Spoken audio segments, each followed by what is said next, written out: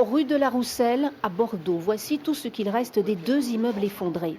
Des monceaux de gravats, d'énormes blocs de pierre. Toute la nuit, les pompiers ont tenté de sécuriser, évacuer et aller chercher des rescapés. Une nuit d'angoisse pour tout un quartier. On a eu très peur. Franchement, ça a fait comme un grondement, ça a grondé, comme un tremblement de terre en fait, hein. Et ce que nous craignons, c'est qu'il y ait beaucoup à l'époque, hein, qu'il y avait beaucoup de gens en dessous. A priori, les pompiers ont dit que non.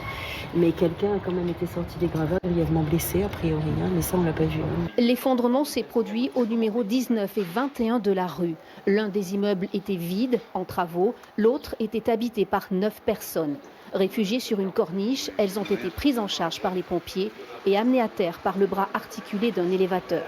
Au total, 10 immeubles voisins ont été évacués. Mais il reste encore quelques habitants bloqués qui ne peuvent pas sortir de chez eux, comme cette femme que nous avons pu joindre par téléphone ce matin. On attend les pompiers pour que la porte soit dégagée, pour qu'on puisse sortir. On ne sait pas si on va pouvoir rester dans l'appartement, si on va être relogé ailleurs, on ne sait pas du tout. Un centre d'hébergement d'urgence est installé depuis cette nuit au Palais des Sports de Bordeaux.